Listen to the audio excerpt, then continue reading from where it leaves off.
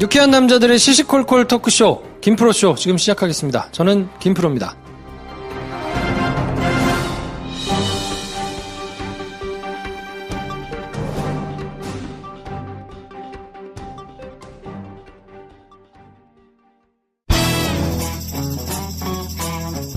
서초동 감식반장 김프로.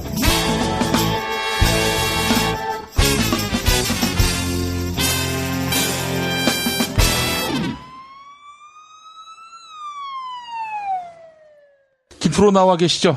네, 안녕하세요. 김프로입니다. 성탄절 잘 보내셨습니까? 네, 잘 보냈습니다. 올해가 이제 일주일밖에 안 남았네요. 아, 예.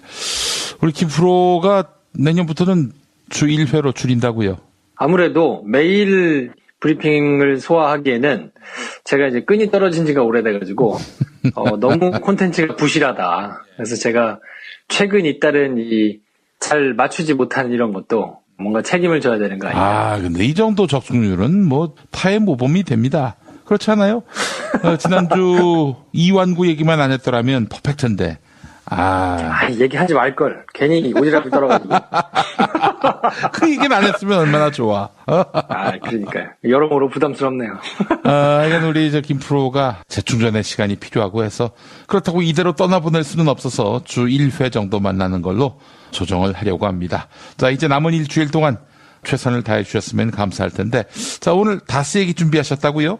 네, 이제 다스 전담팀이 성탄절 연휴 접하기 전에 22일 날 이제 발족을 했잖아요. 예. 그래서 연휴 보내고 26일부터 이제 본격적으로 활동을 하는 셈이기 때문에 다스 전담팀이 발족을 하기는 했지만 워낙 사안이 복잡하고 도대체 이게 뭐가 어떻게 돌아가는지를 정리해드리는 게 이해하시는 데 좀 도움이 되지 않을까 싶어가지고요. 예, 예. 일단 동부지검에서 다스 전담팀이 발족이 됐는데 지난번에도 설명을 해드렸지만 MB와 관련된 수사는 검찰에서 크게 세 가지로 돌아가고 있는데 그중에서 하나는 국정원과 국방부를 동원해가지고 여론을 조작하고 MB가 그런 것들을 지시하면서 했느냐라는 것에 대한 수사니까 예. 그거는 약간 궤가 조금 다르잖아요. 그거는 약간 논외로 하고 대통령 하면서 사조직 부리듯이 막 국가기관을 동원해가지고 부렸느냐 하는 의혹을 수사하고 있는 거니까 그거는 조금 별개의 문제고 나머지 두 가지 사안은 순전히 이제 다스와 관련된 것들이거든요. 예. 그러니까 다스하고 그거는 조금 별개라고 보시면 되는데 다스 수사가 현재 서울중앙지검에서 돌아가고 있는 게 하나가 있고 그리고 지금 새로 발족한 동부지검에서 돌아가고 있는 수사가 하나 있어요. 요 두 개의 성격은 어떻게 다른가? 설명을 드리면 먼저 문찬석 차장검사라는 분이 지금 동부지검 차장검사로 있는데 예. 그분이 팀장이 돼가지고 부장검사 1명 그리고 검사 2명 수사관 한 10여 명 해가지고 요 사람들이 이제 뭉쳐가지고 수사를 하고 있는 게 다스의 비자금 관련된 수사입니다. 신원불상의 실소유주가 차명계좌로 비자금을 한 120억 정도 조성을 해가지고 이거에 대해서 수사를 해주십시오 하고 참여연대랑 뭐 이런 데서 이제 고발을 했단 말이에요. 근데 뭐 여태껏 터져나왔던 여러 가지 의혹들이 이제 굉장히 많잖아요.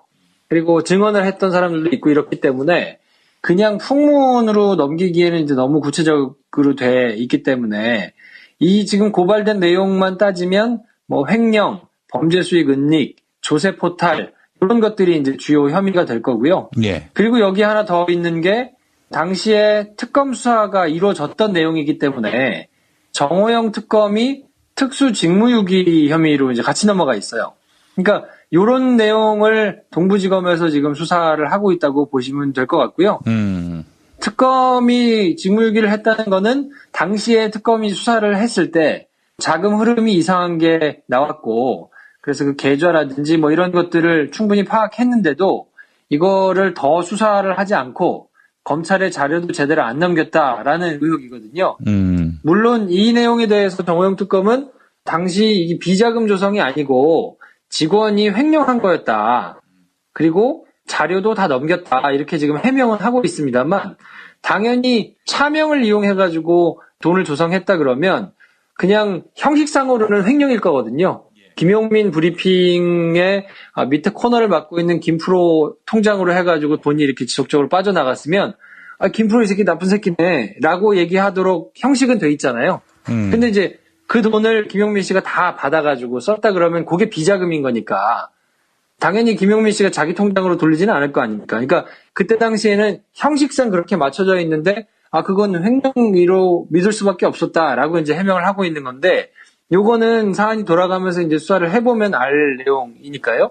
하여튼 요런 내용을 동부지검이 지금 수사 중이고 중앙지검에서 하는 거는 다스 고발 사건인데 이거 역시 마찬가지로 신봉수 부장이 있는 첨단범죄수사 1부에서 지금 수사 중이거든요.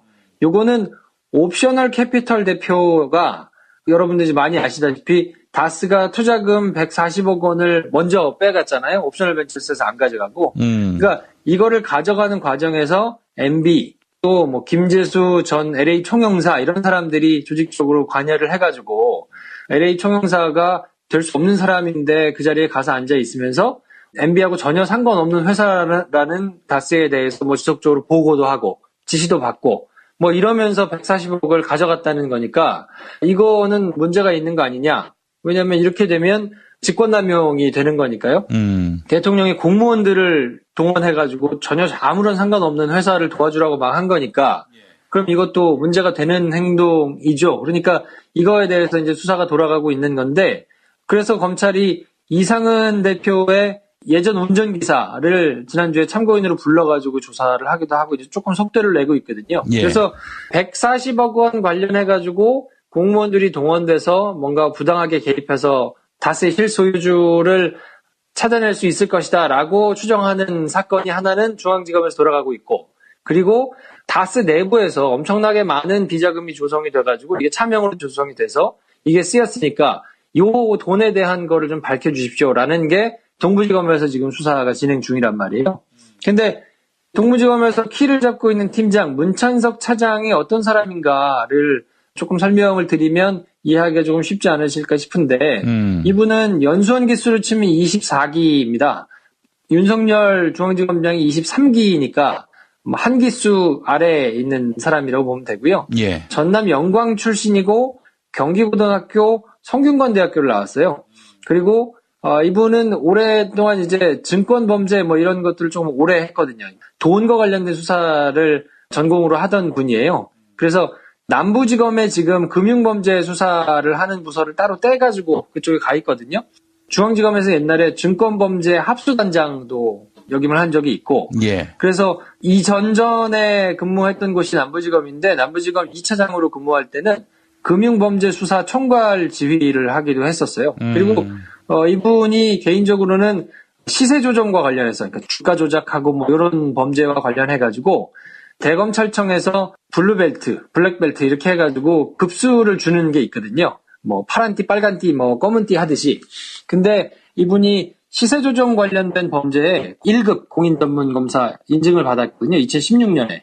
그러니까 금융과 관련된 범죄에 대해서는 굉장히 빠삭한 전문가다 이렇게 보시면 될 것 같고 두 가지 수사가 진행되고 있는데 그중에서도 돈이 어떻게 마련이 됐고 이게 어디로 가서 어떻게 쓰였고 뭐 이런 것에 대해서 수사를 해야 되는 내용을 동부지검에다가 지금 따로 떼줘서 거기서 본격적인 수사가 진행되고 있다 이렇게 이해하시면 될 것 같습니다. 한마디로 믿을 수 있는 사람입니까?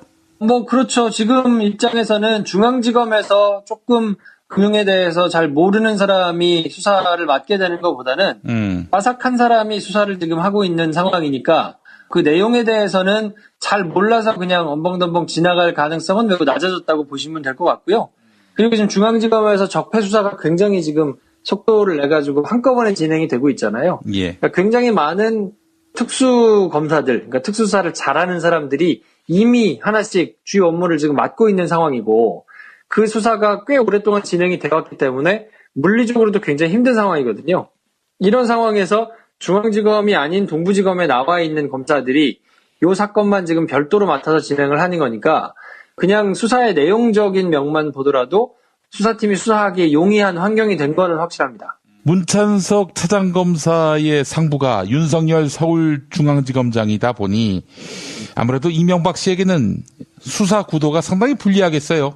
아주 엄밀히 말씀드리자면 중앙지검장이 아니고 이제 동부지검장 밑에 있기 때문에 요거는 일정 부분 예전에 이제 윤석열 지검장도 그렇고 BBK와 관련해가지고 수사를 할 때 특검으로 파견이 되고 이랬던 이제 전력이 있단 말이에요. 그래서 일부 매체에서는 윤석열 지검장이 예전에 특검과 자유로울 수가 없으니까 이거는 뭔가 다른 팀에서 수사를 해야 되는 거 아니냐 이런 문제 제기도 했었거든요. 그랬죠. 형식적으로 보자면 그런 부담도 좀 덜어진 거죠. 그러니까 중앙지검에서 예전에 수사했던 사람들에 대해서 뭔가 껄끄러운 결과를 내는 이런 결과를 좀 피할 수 있으니까. 그리고 제가 조금 이따가 설명을 드리겠지만 검찰이 이번 사건을 어떻게 처리할 것인가에 대해서도 미리 생각을 해볼 필요가 있는 게 이 사건에 대해서만 검찰이 지금 살펴본 게 특검을 포함해서 4번이란 말이에요. 예. 그러니까 예전에 도곡동의 땅 주인이 누구냐. 모든 게 이제 도곡동 땅으로부터 시작이 된 거잖아요.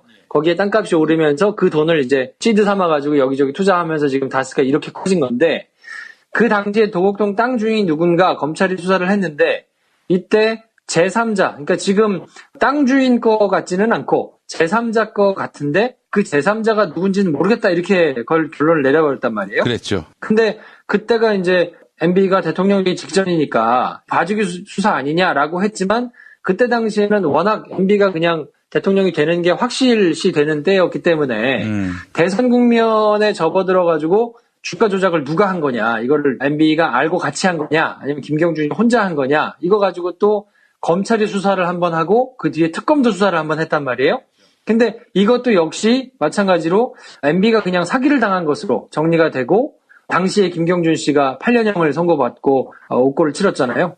그리고 나서 나중에 우리 김용민 씨를 포함해서 낙검수에서 의혹을 제기해서 내곡동에다가 지금 집을 사놓는데 이 내곡동 땅을 사면서 이상은 씨한테 6억 원을 받아가지고 땅을 샀는데 알고 봤더니 이게 다스에서 나온 비자금이 아니겠느냐라고 의혹을 제기해서 이것도 역시 마찬가지로 특검이 진행이 됐는데 이때도 돈의 출처를 정확하게 밝히지 못하면서 또 한 번 면죄부를 줬단 말이에요. 그러니까 도곡동 땅, BBK, 내곡동 때문에 불거진 뭐 다스 비자금 이런 것들이 여러 차례 수사가 한번 훑고 지나갔는데도 검찰에서만 벌써 3번이나 걸쳐가지고 일종의 면죄부를 주는 수사 결과를 내놨기 때문에 지금 사실 검찰의 가장 큰 고민은 뭘 거냐면 예전에 했던 수사들에 대해서 문제가 나오지 않게 수사 결과를 어떻게 하면 처리할 수 있을까가 아마 검찰의 가장 큰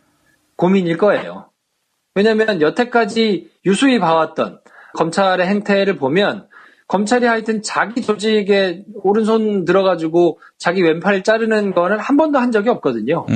정말 단 한 번도 제대로 개혁다운 개혁을 한 적이 없어요. 그러니까 지금껏 한 적이 없다 그러면 다 이유가 있는 거 아니겠어요? 나중에도 이거는 하기 어렵다고 봐야 될 거고 뭐 천하의 윤석열이라 하더라도 윤석열 혼자서 하는 거는 아니니까 또 문무일 검찰총장이 아무리 훌륭한 사람이라 하더라도 조직 내부에서 돌아가는 조직의 논리가 있기 때문에 이거는 뭐 개인의 의지를 가지고 한다는 거는 사실은 조금 어렵다고 봐야 되고 그래서 아예 시스템적으로 무소불위의 권력을 검찰 혼자서 쥐고 흔드는 걸 좀 막아야 된다라고 지금 진행되고 있는 게 뭐 공수처 뭐 이런 것이기 때문에 이거는 검찰한테 이번에 검찰이 굉장한 수사 의지를 가지고 막 그 전과 달리 수사를 하고는 있지만 자기 환부를 다 도려낼 거를 기대하는 거는 저는 보기에 좀 어렵다고 봐요. 아니 그 2007년, 2008년 그 어처구니 없는 수사 결과의 범주 안에서 이번 수사 결과가 나온다는 얘기예요?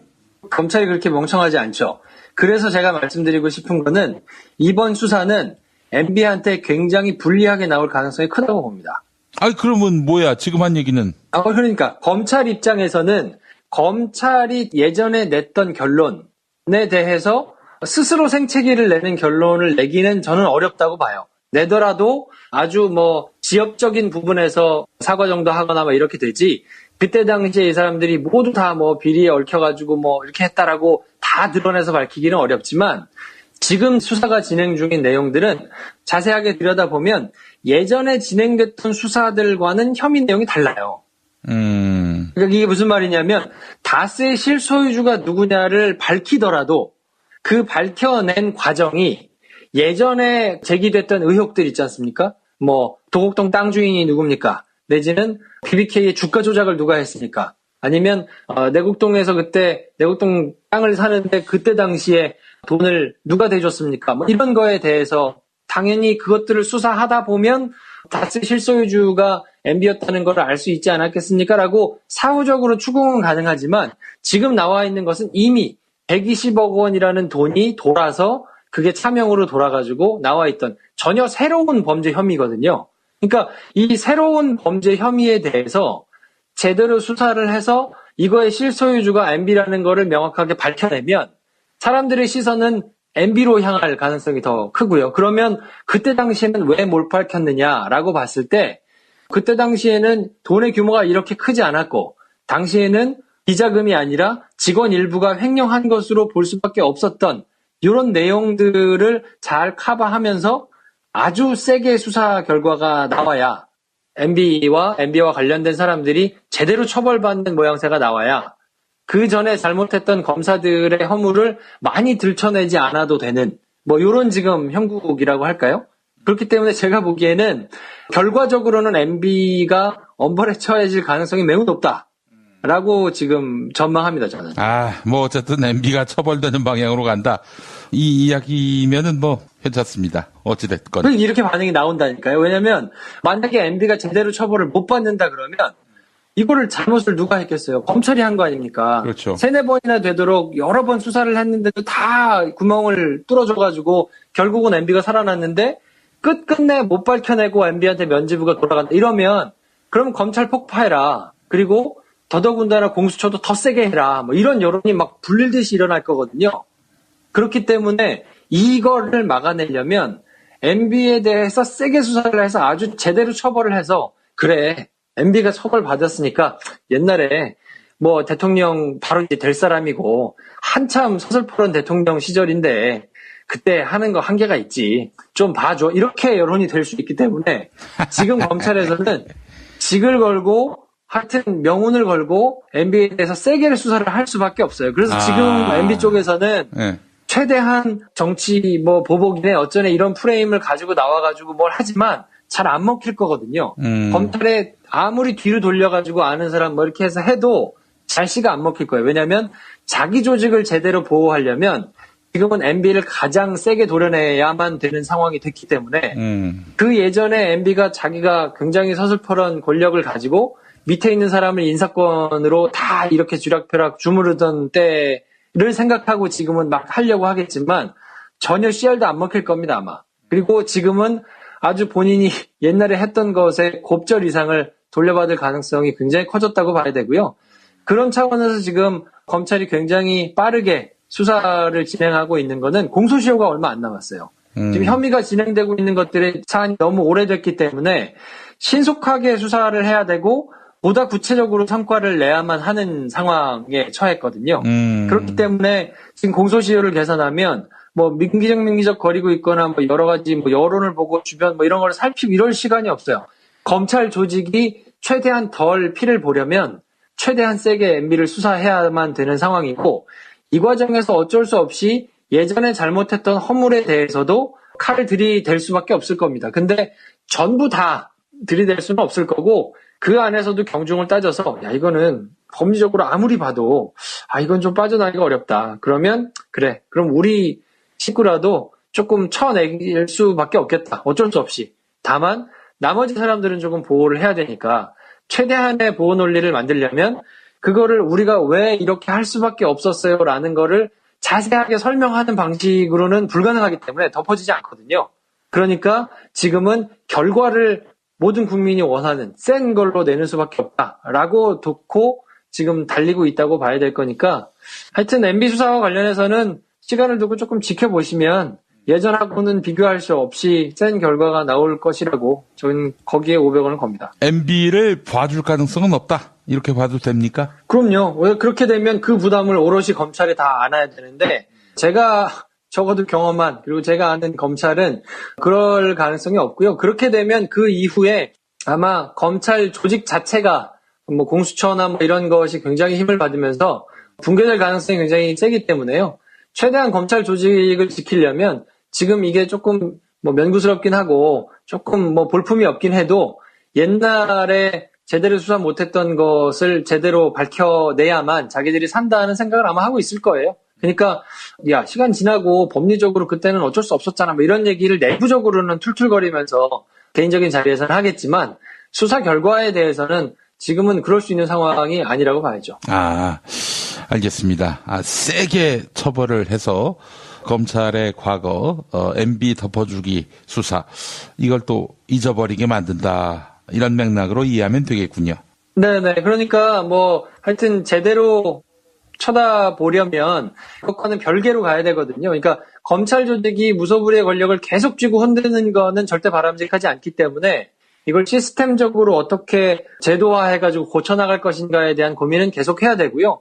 그러면 그 역시 아무리 세게 MB에 대한 결과를 내놓더라도 야, 검찰이 옛날에 잘못했던 것이 있잖아 라고 계속 살펴보는 것은 같이 가야 될 거예요. 그냥 MB 수사 결과가 만약에 세게 나왔다고 해서 그것만 좋다고 검찰 잘했다라고 하고 가면 안 되는 부분이 분명히 있지만 어찌됐든 지금은 뭐 그냥 논리적으로 봤을 때 물론 이제 수사는 생물이고 나오는 상황에 따라서 검찰이 어떤 추식을 쓸지는 조금 더 지켜봐야 되겠습니다만 그거는 뭐 시간이 지나면서 해설을 해드리면 될 문제 같고 수사를 착수하는 지금 시점에 있어서는 논리적으로는 그렇습니다. 그러니까 어쨌든 세게 수사 결과가 나올 가능성이 높으니까 너무 상심하시거나 아니면 조마조마하시지 않은 상태로 보셔도 되지 않나 싶은 생각이 좀 드네요.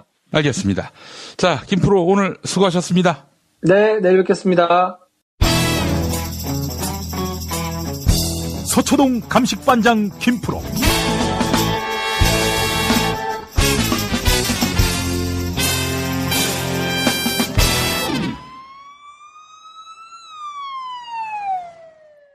자, 김프로 나와 계시죠? 네, 안녕하세요. 김프로입니다. 예. 지금 적폐청산에 대한 국민들의 우려가 조금씩 커지고 있어요. 워낙에 사법부가 강고하게 지난 권력을 옹호하고 있으니까 말이죠. 이런 가운데 우병우가 구속 적부심 신청을 했단 말이죠.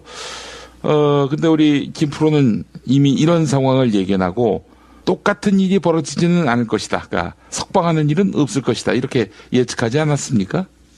그럼요. 승부수는 한 번으로 족하고요. 승부수가 여러 번이 계속되면 무리수가 되니까 법원이 바보가 아닌 이상 지난번 김관진, 임관빈 무리해서 사실은 한 거거든요.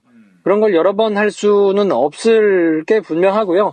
그리고 신광열 이제 형사수석부장이 보통 구속적부심은 모두 담당을 했는데 예. 이번에는 이제 연손 동기이기도 하고 뭐 동양 출신이기도 하고 하기 때문에 본인이 할 수 없다 해가지고 이제 다른 재판부에 배당이 됐거든요. 그 신광열이가 내가 안 하겠다. 이렇게 나왔다는 거예요? 그렇죠. 본인이 재판을 맡을 수 없다 하면서 이제 신청을 한 거라서 뭐 해당은 됩니다. 이제 워낙 가까운 사이이기도 하고 문제가 조금 있다고 보여질 수 있기 때문에 뭐 신청을 하는 거는 뭐 이상한 거는 아닌데. 아니 그러면은 김관진하고도 특수관계 아니에요, 신광열이. 그렇기는 하지만 뭐 어쨌든 그때는 승부수를 나름대로 던진 거니까 그렇다고 하더라도 그런 이제 부담을 모두 안고 결정을 한 건데 그런 결정은 이제 한 번으로 족하다는 말씀을 드리는 거고요. 우병우 전 민정수석은 그래서 구속적부심을 신청하긴 했지만 받아들여질 가능성은 매우 희박하다고 보고요. 그래서 우병우 전 민정수석 같은 경우에는 크게 더 신경 쓸 일이 생길까? 뭐 저는 이제 개인적으로는 그렇게 생각합니다. 아니 그러면은 우병우는 자기도 김관진처럼 풀려날 가능성이 있다. 이런 기대 속에서 적부심 신청을 한 겁니까? 일단 본인이 법적인 절차로 쓸 수 있는 모든 방법은 아마 다 쓰려고 할 거예요. 영장실질심사 들어가기 전에 이게 또 나의 숙명이라고 생각한다. 잘 헤쳐가는 것도 내가 해야 될 일이라고 생각한다고 이제 얘기를 했잖아요. 예. 그때 본인이 이걸 잘 헤쳐나가야 된다고 생각했다는 그 발언이 의미하는 것이 법적으로 할 수 있는 모든 방법을 강구하고 자기가 할 수 있는 모든 걸 다 한번 해보겠다라는 뜻이거든요. 근데 절차적으로 영장실질심사에서 구속영장이 이제 발부가 된 건데 영장 발부된 것이 문제가 있다. 좀 봐주십시오 하는 절차가 이제 마지막으로 하나 남아있으니까 만약에 구속적부심이 기각이 된다 그러면 이거는 뭐 다시 어떻게 할 수 있는 방법은 없거든요. 그냥 구속된 상태로 계속 재판을 이제 받아야 될 텐데 본인 입장에서는 이제 마지막 남은 카드인데 뭐 안 쓸 이유가 없죠. 그러니까 본인이 이제 나름대로 법리적으로 방어할 수 있는 모든 것을 해서 냈을 텐데 받아들여질 가능성은 이제 매우 희박하다고 보는 게 상식적이지 않나 싶습니다. 알겠습니다. 우병우는 뭐 이제 버린 카드니까 그렇게 보는 것이 합당할 것 같고요. 자, 그나저나 이제 MB에 대한 수사 본격화가 돼가고 있는데 어제 주진우 기자가 검찰에 제출할 자료라면서 뭔가 한보따리를 들고 검찰에 출두하는 모습이 목격됐는데 그런데 동부지검의 수사에 대해서는 거기서 잘하겠어? 뭐 이렇게 이야기했단 말이죠. 이거 무슨 의미일까요?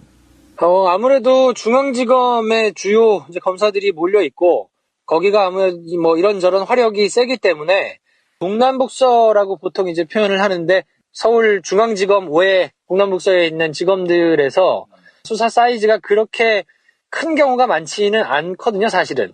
옛날에 대검 중수부가 있었던 시절에는 동남북서에서 뭔가 수사 단서가 발견되거나 아니면 재경지검에서 큰 사이즈의 수사가 발견이 되면 그걸 보통 중수부로 끌어와가지고 중수부의 파견을 많이 받아서 이제 끌고 나가는 수사가 보통 일반적이었는데 그거에 비하면 지금 문찬석 차장검사가 팀장으로 해가지고 그냥 아주 단촐한 사이즈의 한 팀이 수사를 한다고 봐도 뭐 무방하거든요. 근데 그 정도의 사이즈 가지고는 그래도 전전 정권이기는 하지만 전직 대통령이 관련돼 있는 굉장히 큰 기업 수사를 제대로 할 수 있겠느냐라는 약간의 실망감을 이제 비춘 거라고 볼 텐데 그렇더라도 지금 현실적으로 적폐 수사 관련해서 진행되고 있는 여러 가지 것들을 볼 때 현실적으로 방법이 좀 없지 않았겠나 하는 생각은 뭐 개인적으로 조금 들기는 합니다.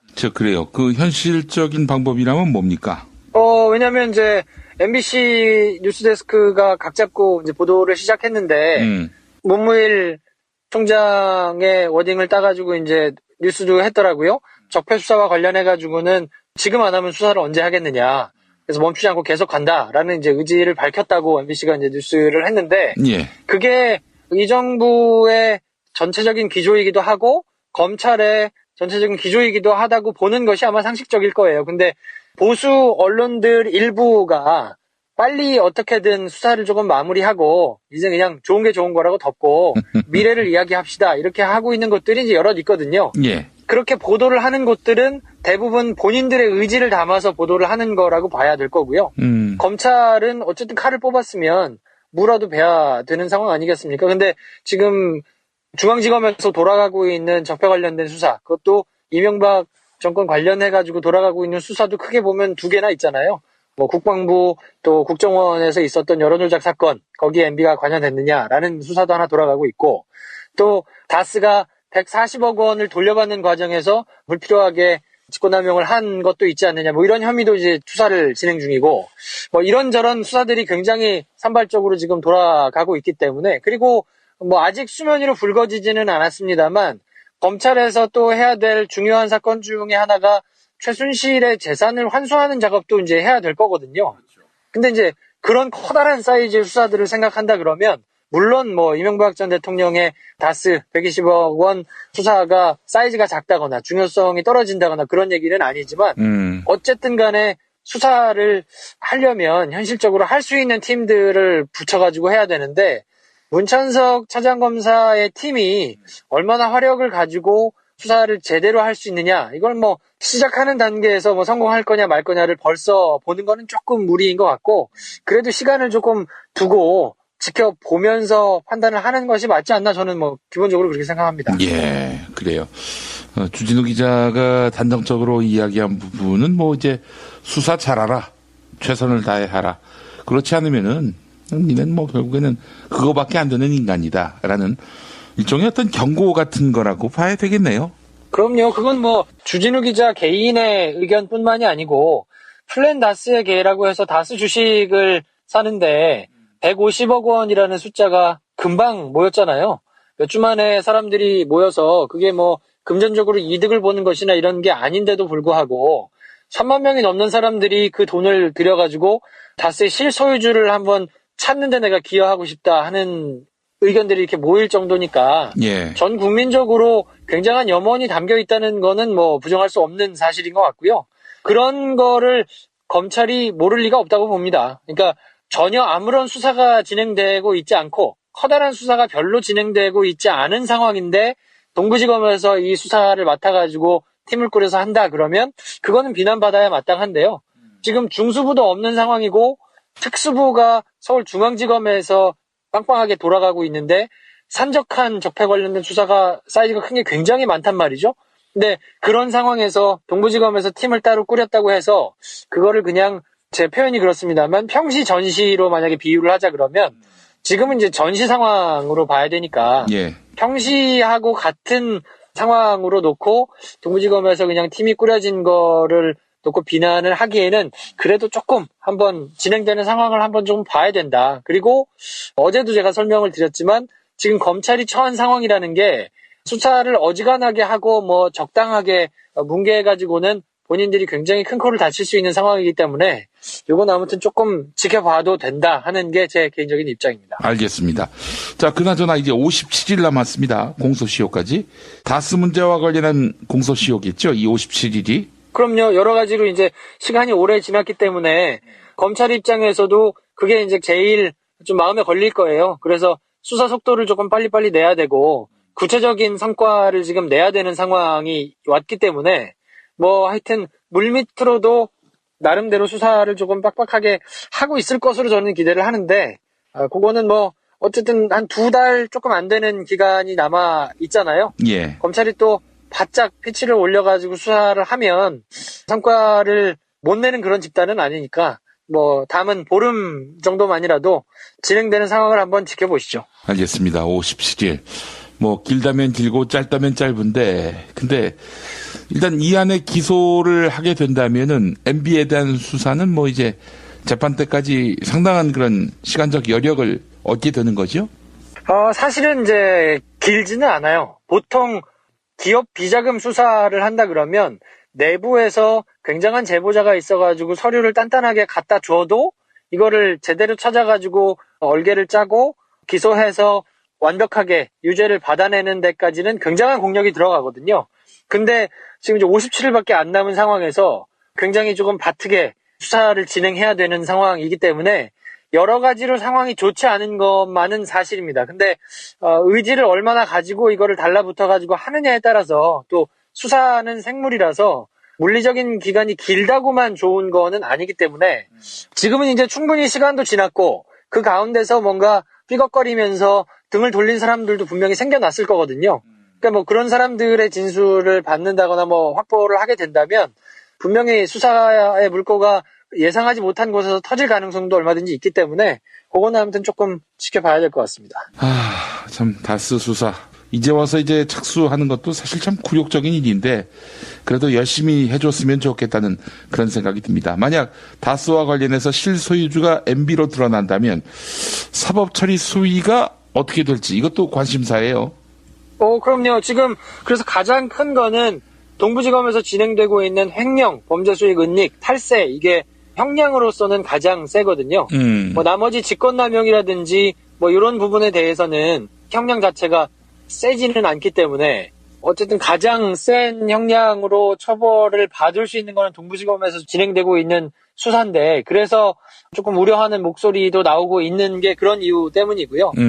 근데 어쨌든 요거는 뭐 일부 보수 언론들을 제외하고는 국민적인 염원이 담겨있는 수사이기 때문에 검찰이 그렇게 장난을 치기는 쉽지 않은 상황이기는 할 거예요. 근데 비단 MB 수사뿐만이 아니고 판사 블랙리스트와 관련해서도 벌써 이제 일부 매체들에서는 법적으로 문제가 될 소지가 있다. 뭐 이러면서 군부를 짚히기 시작했거든요. 무슨 말이냐면 법원에서 하고 있는 것은 정식 수사는 아니란 말이에요. 그러니까 어디 압수수색 영장을 발부받아가지고 컴퓨터 하드디스크를 그냥 마구잡이로 강제로 조사할 수 있거나 이런 거는 아니어서 이거를 두고 법적으로 이제 문제가 되느냐, 컴퓨터를 썼던 사람들 주인의 허락을 받았느냐 말았느냐, 요거를 가지고 법적으로 정당한 거냐 만 거냐, 당사자가 원하지 않았는데 강제로 갖다가 조사를 하는 것이 문제가 되느냐 마느냐, 뭐 이런 걸 가지고 논란이 일 것이다 라면서 이제 기사를 쓰는 것들이 생겨났거든요. 근데 그 말인즉슨 뒤집어서 이해하자면 요게 논란이 됐으면 좋겠어요 라는 염원이 담긴 기사라고 보시면 돼요. 왜냐면 아니 공용 컴퓨터고 직무와 관련돼서 썼으면 그거를 가져다가 문제가 생길 것 같은 걸 보는 게, 물론 아주 엄격하게 놓고 보자면 강제 수사 절차는 아니기 때문에 수사를 하는 사람들이 아닌데 이거를 강제로 볼 권한이 있느냐, 이건 법리적으로 따지자면 판사들 사이에서는 이게 문제가 되느냐 마느냐의 법리 논쟁이 될 수는 있어요. 근데 상식적인 수준에서 놓고 보자면 개인 사적인 컴퓨터, 아니 본인 집에 들어가서 사적인 PC를 가져다가 보겠다는 게 아니잖아요. 법원 행정처 사무실에서 공용 컴퓨터로 있던 것을 쓰던 것에 판사들 전체가 문제가 될 수 있는 내용을 있는지 없는지 조사를 하는 거니까, 그거를 놓고 무슨 법적으로 문제가 되느니 마느니 하는 거는 상식적으로 보면 맞지 않는 일인데, 그거를 어쨌든 부각해가지고 문제가 될 것으로 보인다며 전망하는 기사들을 쓰는 걸 보면 후달린다는 얘기거든요. 근데 그것 때문에 어쨌든 최소한해서 보겠다. 결국에는 당사자들이 그걸 동의를 안 해줬어요. 떳떳하다면, 문제가 될 게 없다면 그걸 동의를 안 해줄 이유가 뭐가 있겠습니까? 그리고 그 안에 설사 사적으로 뭐가 좀 들어있다고 해도 그거에 대해서는 외부 공표하지 않는 걸로 단서를 달면 문제될 게 전혀 없잖아요. 요는 판사들의 블랙리스트가 있느냐 없느냐, 그거를 지금 살펴보겠다는 건데, 예. 그거에 해당되지 않는 개인적인 문서들은 그건 공개하지 않는 걸로 합시다 라고 하면 간단한 문제인데, 누구도 그거를 허락해주지 않았단 말이에요. 허락해주지 않았다는 거는 어쨌든 문제가 될 소지가 있다는 걸로 해석이 될 수가 있고, 그걸 가지고 그래서 최소한으로 해서 보겠다고 해서 하는데, 이게 법적으로 문제가 될 소지가 있다면서 군부를 짚히는 것 자체가 사법부에 대해서 뭔가 제대로 된 방향으로 개혁되는 게 마뜩치 않은 세력들이 있는 거니까, 그렇게 보자 그러면 하여튼 갈 길이 조금 길긴 합니다. 아직 멀리 남기는 했어요. 검찰에서 수사를 해서 판단을 받아야 되는 게 사법부인데, 그 사법부 자체에서도 이렇게 상식적으로 통용되지 않는 일들이 벌어지고 그거에 조력해주는 언론들이 있는 걸 보면 참 우리 사회에 적폐가 얼마나 뿌리 깊이 박혀 있는가라는 거를 실감할 수 있을 텐데, 그런 측면에서 보자면 쉽지는 않지만 그래도 어쨌든 의지를 가지고 있는 검찰 관계자들이 있고, 또 MBC도 이제 나름대로 지난날의 과오를 반성하면서 제대로 보도를 하겠다고 돌아섰고, 그리고 다른 여러 매체들도 이제는 좀 제대로 한번 취재와 보도를 해보자라고 의기투합하고 있는 데들이 있으니까, 그런 것들이 조금씩 이제 작용을 한다 그러면 예전같이 그냥 모두 다 손 놓고 답답한 상황을 지켜봐야만 되는 그런 상황은 아닐 수 있다는 것은 분명해 보입니다. 예, 알겠습니다. 자, 김프로 수고하셨고요. 적폐 청산 없이 새로운 대한민국은 없다, 이런 각오로 일선에서 손발이 되고 있는 수사하는 분들, 또 법의 근거에서 판단하는 분들, 무엇이 역사의 정의인지 살피면서 신중하게 처신했으면 좋겠다, 이런 생각을 가져봅니다. 오늘 고생 많으셨습니다. 네, 내일 뵙겠습니다. 서초동 감식반장 김프로.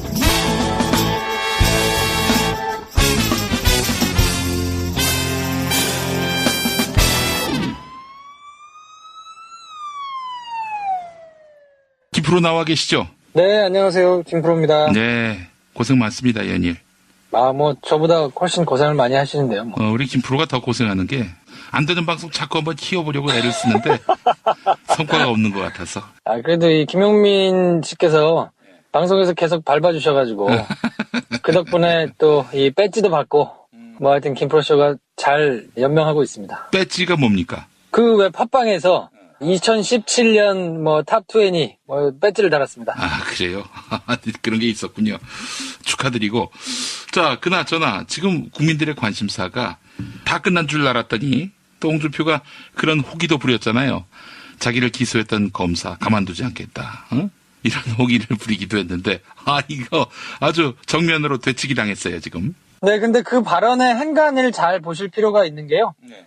홍준표 대표가 증거를 조작한 검사들이 책임을 져야 된다, 책임을 묻겠다, 이렇게 얘기를 하긴 했는데, 그 뒤에 말이 사실은 더 중요합니다. 문무일 총장이 가담했다고는 생각하지 않는다 라면서 선을 그었어요. 네. 지금 검사들이 증거를 조작했다고는 생각하지만 문무일 총장이 거기에 가담했다고는 믿지 않는다라고 얘기를 했으니까. 문무일 총장이 수사팀장이죠? 그렇죠. 만약에 검사들한테 책임을 물으려 그러면 당연히 수사의 총책임자인 문무일 총장도 세게 비난을 하고 책임 추궁을 해야 맞는데, 예. 그렇게 했다가는 지금 돌아가고 있는 수사들이 많거든요. 큰일 나게 생긴 거죠. 그러니까 슬그머니 이제 문무일을 직접 비난하는 거는 발을 빼고 나머지 검사들에 대해서 적절한 때 조치를 하겠다고 얘기는 했는데 조치를 하겠습니까? 그냥 한숨을 크게 쉬고 있을 거예요. 자, 그런데 말이죠. 액자 파문이 또 불거졌단 말이죠. 개인적으로는 요 보도가 조금 먼저 이루어졌으면 얼마나 좋았을까 하는 생각이 좀 있어서 아쉬움이 좀 큰데요. 자, 그러면 일단 결론부터 얘기해서 이 액자가 홍준표의 대법원 유죄 판결을 뒤집을 수 있는 변수가 되지 못한다 이렇게 봐야 됩니까? 뭐 결론부터 말씀드리면 그렇게 되기는 어렵습니다. 왜냐하면 우리 이제 법에서는 일사부재리의 원칙이라고 해가지고 모두가 아시겠지만 한 번 죄를 물었던 사안에 대해서 법적인 판단이 끝나면 그 혐의에 대해서 다시 똑같이 할 수는 없거든요. 새로운 증거가 나왔는데 그러니까요. 새로운 증거가 나왔으니까 이거는 재심을 해야 되는 거 아니냐라고 얘기를 이제 하실 수도 있을 텐데 예. 우리 법 체계는 어떻게 돼 있냐면 피고인에게 유리한 내용의 재심만 할 수 있도록 돼 있어요. 그러니까 이를테면 자기가 부당하게 옥살이를 했는데 새로운 증거가 발견돼서 사실은 내가 무죄였어 하는 것은 얼마든지 재심이 열릴 수 있는데요. 예. 지금 같은 경우는 반대의 상황이잖아요. 무죄 판결로 확정이 됐는데 알고 봤더니 죄를 지었네? 그래서 이 사람 같은 경우에는 다시 죄를 물읍시다 하는 건데 그거는 피고인에게 불리한 내용이기 때문에 재심의 사유가 되지는 않습니다. 그래서 사실 이 혐의로 재심이 이루어지기는 불가능하고 그래서 결과적으로 보면 쳐다보는 국민들이 굉장히 좀 분통하고 억울할 하지만 홍준표는 크게 한숨을 돌린 그래서 지금 뭐 다니면서 기분이 좋다 뭐 MBC가 변했네 어쩌고 야지 놓고 하는 것들이 다 본인이 그냥 굉장히 기분 좋은 이런 거를 내색하지 않고 감추고 있는 그런 거라고 보시면 될 것 같아요. 시발이라는 말이 절로 나옵니다. 아니 그러면은 척당불기 이 액자 동영상을 사전에 파악하지 못한 검찰, 이 검찰의 무능을 탓하고 넘어가야 합니까? 그게 정말로 문제가 된다 그러면 뒤져가지고 찾든지 뭐 이렇게 했어야 되는데 저는 사실은 그것보다 그 이전에 조금 더 검찰이 수사의 의지를 만약에 세게 가지고 있었다면 이건 뭐 수사 못하고 이럴 내용은 아니라고 봐요 저는. 근데 그 당시에는 전체적인 분위기가 홍준표는 그나마 함께 문제가 됐던 성완종 리스트에 언급이 됐던 사람들 중에서 가장 현 정권에 그러니까 당시 현 정권에 부담이 덜 되는 사람이라고 판단을 했기 때문에 이제 문제를 삼았던 거잖아요. 그렇죠. 근데 그 역시도 그때 당시로 보면 뭐 새누리당 범 여권의 인사 중에 한 사람이기 때문에 그 사람이 뇌물을 받은 것이 드러난다 그러면 전체적으로 좋을 일은 없지 않겠습니까? 그러니까 수사를 뭐 의지를 가지고 막 세게 했다거나 이렇다고 보기는 사실 조금 어렵죠. 개별 검사들이야 맡겨진 일에 대해서 나름대로 열심히 수사를 해가지고 뭐 1심에서 유죄도 받아내고 했으니까 예. 뭐 최선을 다했다고 이제 얘기할 수는 있겠습니다만 그렇더라도 어쨌든 여러모로 좀 아쉬운 게 많은 사건인 거는 분명하거든요. 근데 그 책임은 법원보다는 검찰에 훨씬 크다고 봐야 될 거고요. 법원은 사실 이제 모든 수사와 관련된 내용들이 올라온 것을 놓고 이제 판단을 하게 되니까 최대한 보수적으로 판단하고 뭐 자기들이 여태까지 해왔던 뇌물죄 판례에 따라서 판결을 하는 것이 맞으니까. 그리고 그 증거는 사실 언론에 의해서 대법원 판결이 난 이후에 이제 또 논란이 된 것이니까 법원은 책임에서 그래도 비교적 검찰보다는 자유롭다고 할 수 있겠습니다만 여러모로 법원의 판단이 틀렸다는 게 명확하게 나온 거잖아요. 예. 그 액자가 그 당시에는 당대표 사무실에 있었던 것을 홍준표 대표 쪽에 주장을 받아들여가지고 그게 맞는 것 같다라고 이제 법원이 판단을 한 건데 결국엔 그게 말도 안 된다는 게 여실히 드러난 거니까 법원이 우리 법 체계상 더 이상 어떻게 해볼 수 없을 만큼 결론이 내서 끝난 사건이기는 하지만 검찰도 헐렁하게 수사를 했고 그리고 법원도 그냥 있는 거 내에서 판단을 했지만 실체적인 진실에 다가가지는 못한 게 명확해진 거니까 그냥 전부 다 모양새를 구기고 홍준표 대표도 사실은 이 내용을 가지고 정치적인 책임을 져야 맞는 거죠. 왜냐하면 자기가 법적으로는 무죄를 받았다고 하지만 뭐 당대표실에 걸려 있었고 그게 뭐 없었다 거짓말이잖아요. 예. 명백한 거짓말이고 악의적으로 거짓말을 해서 무죄를 받아낸 것이기 때문에 얼마나 파렴치한 겁니까? 근데 그 내용으로는 사실 법적인 책임은 면했다고 하더라도 그것과 별개로 본인이 정치인이니까 정치적인 책임은 분명히 져야 맞을 텐데 글쎄요, 뭐 그런 걸로 정치적인 책임을 질 사람 같았으면 뭐 이런 식의 억지 주장을 하고 뭐 지금까지 어그로를 끌고 그렇게 하지는 않았겠죠. 기대하기는 어렵다고 봅니다. 아이고, 진짜. 저는 이 사건을 보면서 이제 홍준표의 성완종 뇌물 사건 수사팀장이었던 문무일 검사가 나중에 검찰총장이 됐잖아요. 그런데 이 수사를 아주 허술하게 해서 결국 홍준표를 무죄로 만들었는데 이 꼬라지를 적폐 수사에서도 그대로 재현한다면은 어떡하나. 문무일의 능력이 이 정도밖에 안 되는데 그런 생각이 들어요. 어떻게 보십니까? 수사팀장이니까 뭐 나온 결과에 대해서는 무한 책임을 지게 되는 것이 맞는 건데요.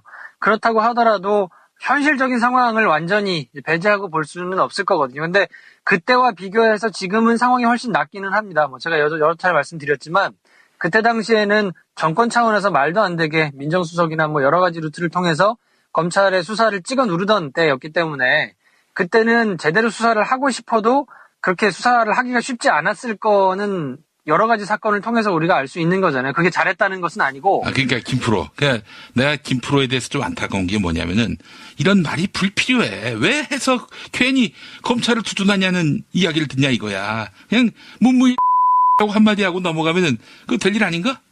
나는 문무일이라고 생각하진 않지만 우리 김프로가 문무일이라고 한번 해줬으면 좋겠어. 끝까지 제가 2017년 저의 기조는 김용민에게 말리지 않겠다. 뭐 이런 거기 때문에. 뭐 어쨌든 객관적인 상황은 옛날보다는 훨씬 난데, 네. 그래도 검찰이 완전히 잘했다라고 보기는 어렵기 때문에, 그거에 대해서 책임을 분명히 져야 될 거라고 생각하고, 저는 이제 요 프레임에서 조금 벗어나면, 밑도 끝도 없는 얘기여서 조금 답답하기는 합니다만, 사필 규정이라는 말이 괜히 나온 거는 아니잖아요.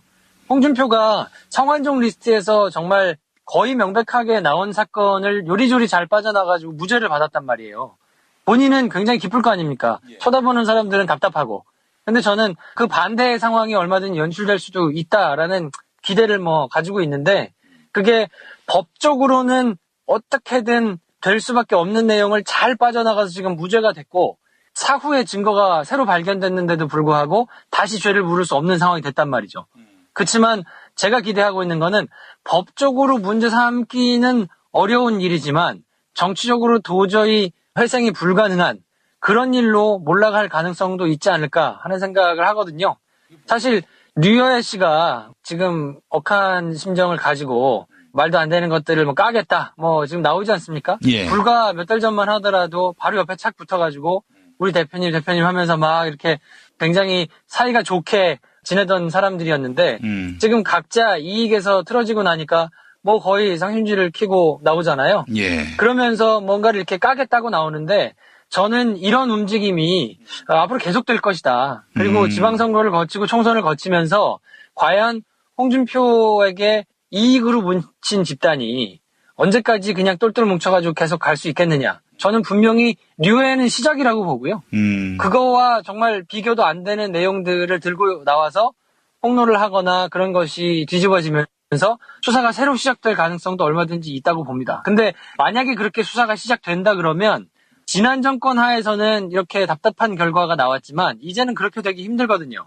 그러니까 조금 시간을 가지고 기다리면 결국에는 사표 규정의 결과가 나오지 않겠나 하는 그렇게 기대를 하는 수밖에 없지 않나요, 지금은? 아니, 근데 서청원이는 왜 녹취 파일을 안 깝니까? 녹취 파일 지가 안 까니까 지 녹취 파일이 까진 거 아니에요.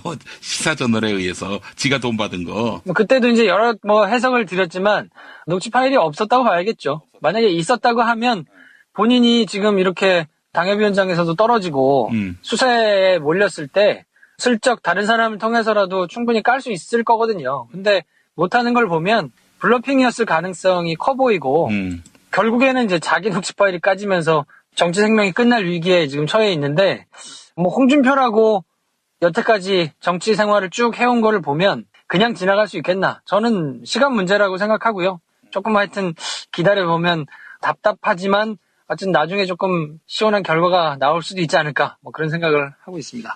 좀 짚히는 게 있어요? 그건 조금 지켜보시죠. 짚히는 게 있구나 뭔가. 조금 지켜보시죠. 네. 짚히는 게 있다는 얘기죠. 이 얘기는. 예. 딴 사람 말은 안 믿어도 김프로 말은 제가 믿습니다. 요거 하나는 정확하게 맞춰요. 그러니까 이제 지난번 우리 김프로가 예측한 것 중에는 MB가 전혀 예상치 못했던 지금 거론되고 있는 이슈 말고 다른 이슈로 갈 수도 있을 것이다라는 뉘앙스로 얘기했어요. 그렇죠. 몇 달 전에 제가 말씀드렸을 때는 그때 당시만 해도 뭐 원세훈의 윗선이 MB니까 그 혐의로 MB를 달아올 수 있지 않겠느냐 어쩌느냐 이제 그 얘기 한참 했었잖아요. 그렇죠. 근데 돈과 관련된 게 분명히 나올 것이다. 돈과 관련된 다른 혐의로 수사가 진행되지 않으면 지금 혐의만 가지고는 부르기는 조금 부담스럽다.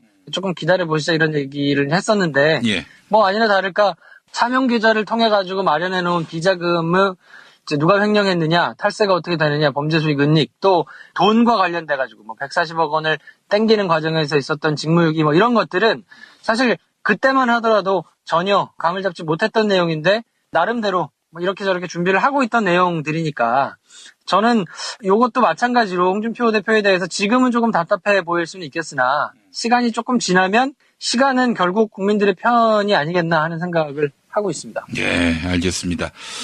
여러분들께 다시 한번 말씀드리지만 예전에 우리 김프로가 홍만표 아무도 거론 안 했을 때 홍만표의 존재를 알렸고요. 또 우병우의 존재를 당시 워낙 권력이 서슬 펄었다 보니까 우리가 우향우라고 얘기했습니다만은 그 우병우의 존재도 이야기했고 참 용해요 우리 김프로가. 예, 아직은 쓰임새가 좀 많이 있는데 너무 그렇게 떼지 마세요.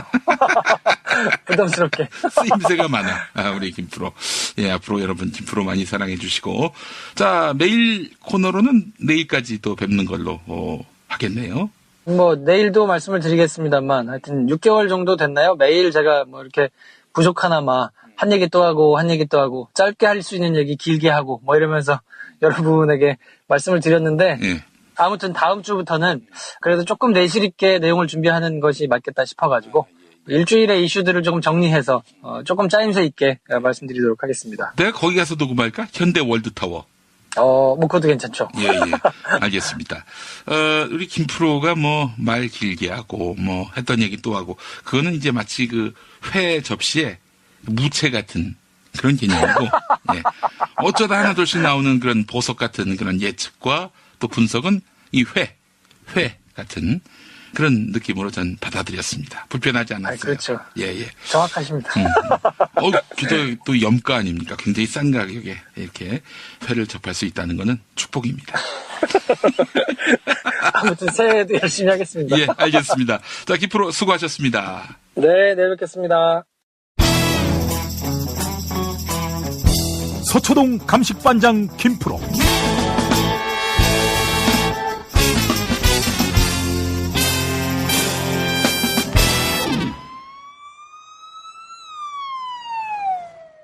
자, 김프로 나와 계시죠?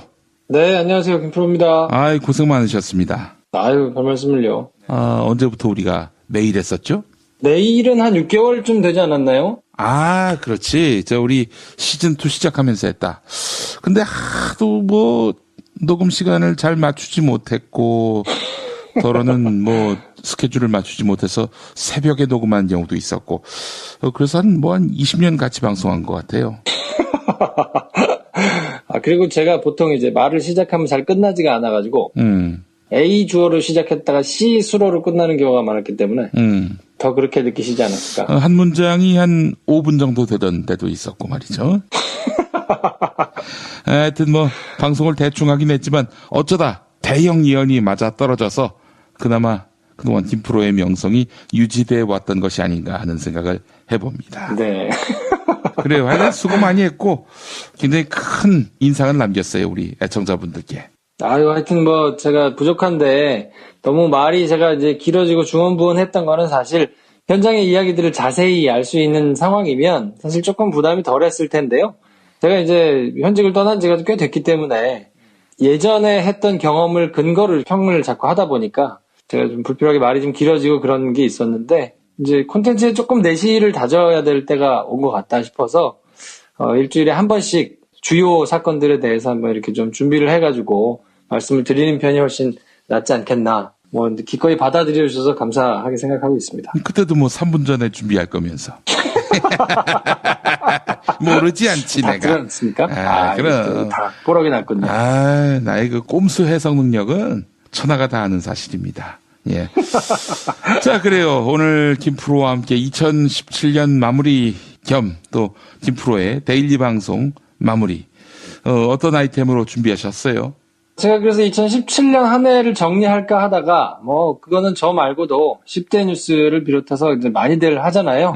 지금 박근혜 전 대통령이 탄핵되고, 촛불혁명으로 이제 새로운 정부가 들어서고, 그래서 적폐의 민낯이 드러나면서 여러 가지 수사가 이제 산발적으로 막 시작이 돼서 진행되어 왔는데, 그 과정에 이제 워낙 드라마틱하게 진행이 됐기 때문에 조금씩 여러 매체들을 통해 가지고 맞다 이런 사건이 있었지 하고 기억하실 수 있는 것들은 많을 거라고 보고요. 내년도 검찰 수사가 그러면 이제 어떤 방향으로 진행이 될 건가? 제가 이제 돗자리를 깔 수는 없기 때문에 자세하게 그걸 알 수는 없겠습니다만 그래도 이제 아주 대략적인 방향 정도는 짐작을 해볼 수 있지 않을까 해서 그 얘기를 한번 좀 드려볼까 합니다. 예, 2018년 검찰 수사 전망 기대가 됩니다. 예, 펼쳐주시죠. 2018년은 모두가 기대하시다시피 바야흐로 MB의 해가 되지 않겠나 싶어요.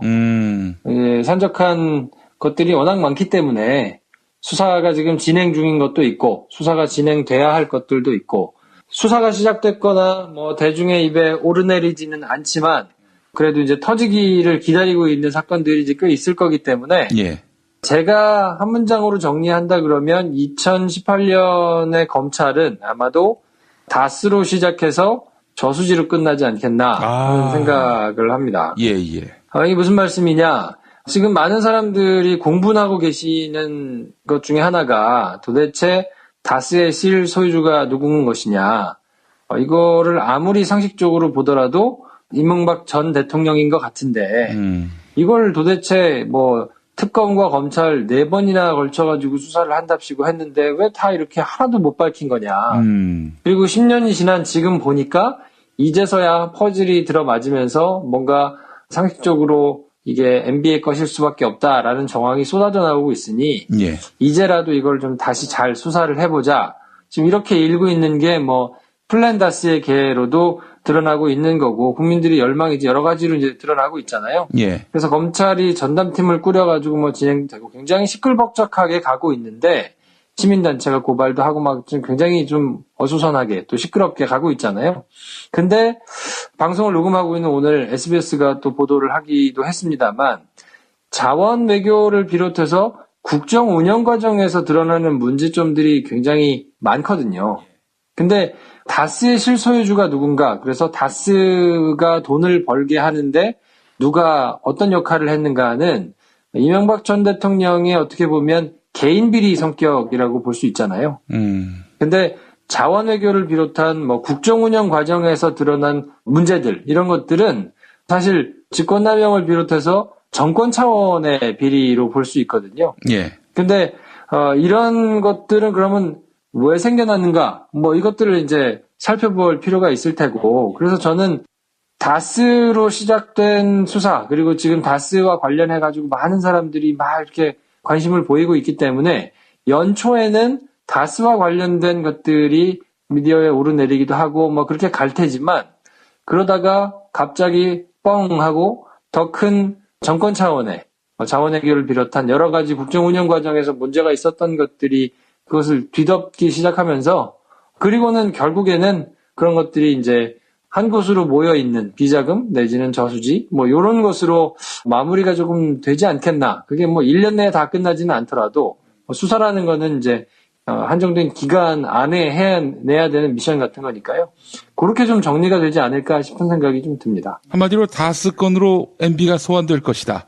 이런 예측인 것 같은데 실제로 지금 다스 관련한 수사가 굉장히 급물살을 타고 있어요. 이상은부터 시작해서 줄줄이 지금 출국 금지 조치가 됐고요. 다스 격리 책임자도 속속 소환되고 있고요.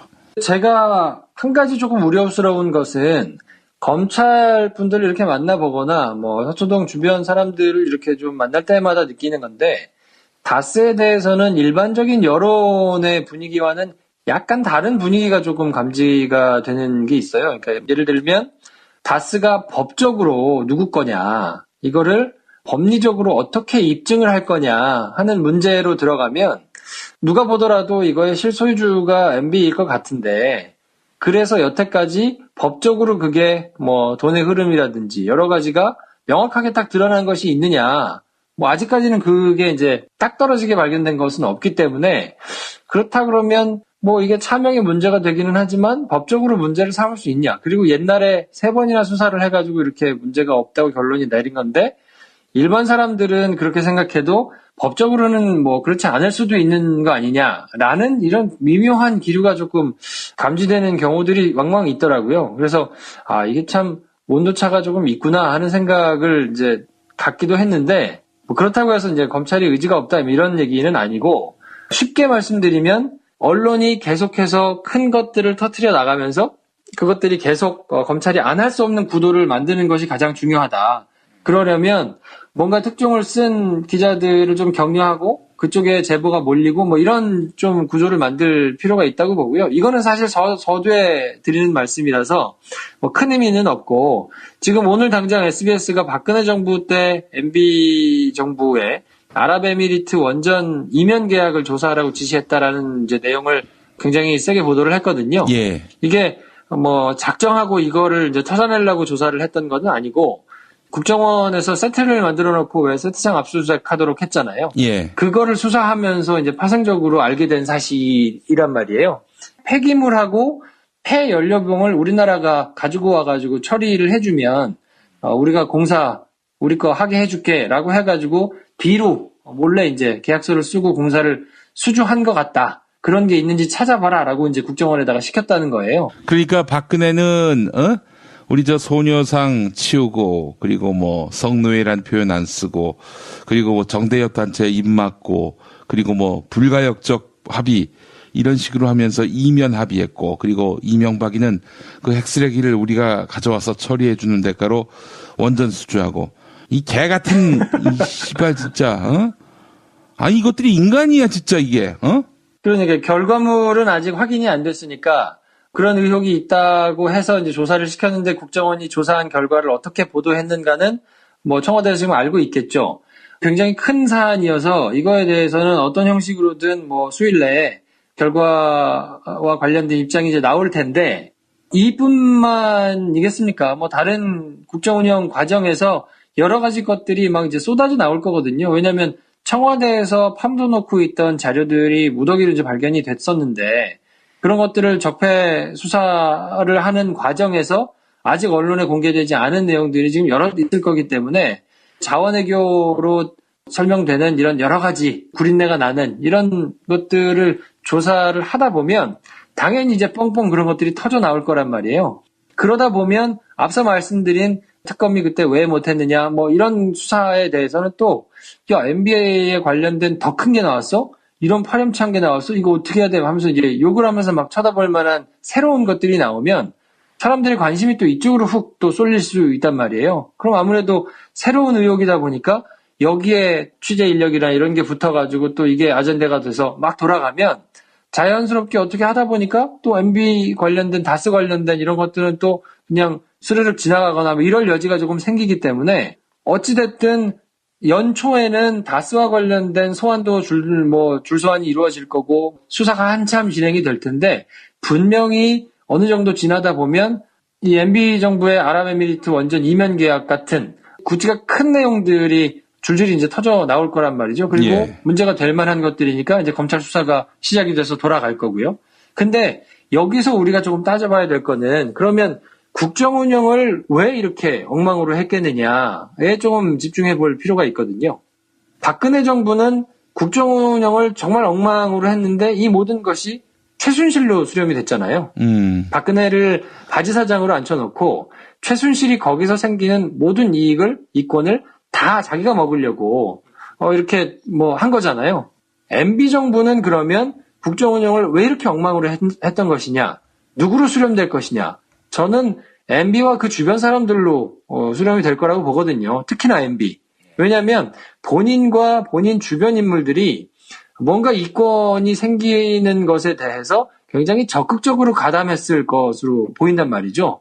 그러니까 결국 국정 운영을 엉망으로 한 이유는 경제적인 이득 때문이었을 것이고, 왜냐하면 경제적인 이득이 아니라면 그냥 나라를 말아먹으려고, 나라를 망치려고 국정 운영을 엉망으로 했을 리는 없지 않습니까? 그렇게 해서 자기들이 얻을 수 있는 게 없잖아요. 명예를 얻는 것도 아니고 나라를 그렇게 망가뜨릴 이유가 전혀 없는데, 그렇게 한다고 자기들이 뭐 정치적으로 유리한 고지를 차지하는 것도 아니니까, 그렇게 된다 그러면 이거는 한 가지밖에 없죠. 아, 거기서 뭔가 돈이 생겼겠구나. 그러면 위험부담을 안고라도 그렇게 해야 되는 이유가 생기는 건데, 그렇다면 그렇게 생겨진 경제적인 이익, 돈이 모이는 곳이 있었을 겁니다.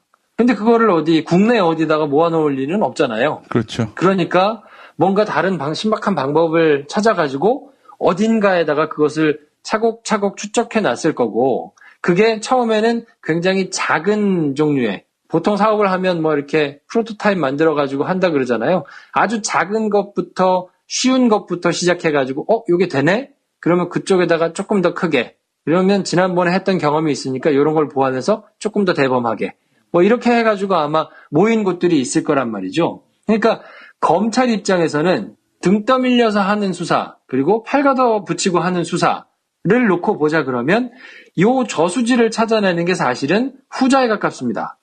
팔을 걷어붙이고 하는 수사에 가깝거든요. 근데 미처 알지 못하고 사람들이 관심을 갖지 않았는데 거기서 굉장히 커다란 것을 끄집어낸다면, 이미 시민단체가 찾아내가지고 이러이러한 혐의들이 있다, 이거는 반드시 처벌을 해야 된다라는 거에 대해서 검찰이 고발한 내용을 수사를 해서 결과를 내놓는 거는 잘해야 본전이에요. 왜냐하면 거봐, 이거 문제가 된다 그랬는데 검찰이 열심히 수사했으니까 이거를 찾아낸 시민단체, 그걸 찾아낸 언론이 상을 받는 일이지만, 아무도 몰랐는데 갑자기 어느 날 뻥 하고 굉장한 단위의 비자금이 발견됐다, 이걸 검찰에 찾아냈다 하면 그 공을 오롯이 다 검찰에 가져가지 않겠습니까? 그리고 주도권도 검찰이 지게 되고, 그러니까 검찰 입장에서는 이런 식의 팔 걷어붙이고 하는 수사가 훨씬 더 매력적으로 느낄 거란 말이에요. 예. 그리고 어수선하게 몰린 여론을 아주 단박에 깔끔하게 정리하는 방법이라고 생각할 수도 있어요. 실제로도 그렇고요. 그렇게 된다면 본인들이 예전에 했던 과오, 본인들이 했던 뭔가 조금 깨림직한 것들은 그냥 슬그머니 덮으면서도, 그래, 검찰이 저렇게 열심히 해서 저렇게 큰 걸 찾아냈는데 뭐 이 정도는 그럼 뭐 덮어줄 수도 있지 않겠나 라는 여론이 생기려면, 제가 말씀드렸듯이 굉장히 큰 단위의 뭔가 성과를 찾아내야 될 텐데, 제가 이제 어제 말씀드렸던 거는 그렇기 때문에 다수 수사를 열심히 할 거다, 어떻게 보면 제가 어제 말씀드린 거는 굉장히 초식이 낮은 수준의 얘기일 수 있습니다. 문찬석 차장검사를 팀장으로 한 그 팀의 입장에서는 어쨌든 자기들한테 맡겨진 거니까 성과를 내야 되니까 뭐 그렇게 뛰어다닐 수 있지만, 전체 검찰 조직의 입장에서 본다 그러면 그것만으로는 모자란 거죠. 그러니까 그 사람들의 부담도 줄여두고 검찰 자체가 국민적인 여론의 지지를 받을 수 있으려면 결국엔 저수지로 모일 것이다. 저수지를 제대로 찾아내는 것만이 검찰 조직의 명운을 살리는 뭐 그런 길일 것이다 라는 생각은 아마 그냥 수사의 ABC를 가지고 진행하시는 분들이라면 뭐 생각을 하고 계시지 않을까 싶고, 근데 이게 그냥 단순히 소설이 아닌 것이, 말씀드린 대로 자원외교를 비롯해서 굉장히 많은 국정운영 과정에서 엉터리로 진행됐던 것들이 드러나고 있잖아요. 그러니까 그런 것들을 단초로 해가지고 하나 둘 수사가 이제 진행이 되고, 그 사이에 뭐 내년도 쭉 지나가면서 이제 한 중반기 정도 되면 얼추 적폐 수사와 관련해가지고 박근혜 대통령 재판도 진행이 되고 뭐 이러다 보면 적폐 수사에 돌입됐던 팀들이 이제 새로운 수사를 해야 되는 상황도 생길 거란 말이죠. 그러면 뭐 최순실의 재산을 환수하는 것 같은 박근혜 정부의 나머지 똥을 치우는 작업도 있겠지만, 이제 본격적으로 칼을 빼들고 MB 정부가 정권 차원에서 국정 운영을 엉망으로 하면서 그 과정에서 생기는 이익을 어딘가 다른 곳으로 이렇게 모아놓은 것이 있다면, 뭐 아프기는 하겠지만 그걸 제대로 찾아내가지고 검찰이 좀 제대로 한 건 했다라는 거를 밝혀내는 쪽으로 최대한 노력을 하지 않겠나. 그렇게 된다면 제가 이제 말씀드린 연초에는 다스로 시끄러울 것이지만 지나가면서 MB 정권의 굉장히 말도 안 되는 커다란 실정들이 드러나고, 그것이 결국은 그럼 왜 이거 도대체 뭐 때문에 이걸 했느냐 찾아봤더니 이게 결국은 돈이 어딘가 생겨서 이렇게 모여놨구나. 그럼 이거를 누가 주도했느냐. 뭐 이렇게 자연스럽게 흐름이 이어지지 않겠나 하는 게 제 뭐 개인적인 전망인데 뭐 하여튼 좀 지켜보시면 내년 1년 동안은 올 한 해만큼이나 굉장히 다이나믹한 일이 서초동을 중심으로 좀 벌어지지 않겠나. 전 뭐 개인적으로 이렇게 전망합니다. 예, 알겠습니다. 사실 150억이 모여서 플랜다스의 계가 형성되지 않았습니까? 이것이 지금 검찰 수사를 움직였다고 전 봅니다. 그러니까 여하간 유력자에 대한 수사 이거는 결국 그 최대 동력이 바로 시민의 감시와 시민의 관심이라고 생각을 합니다.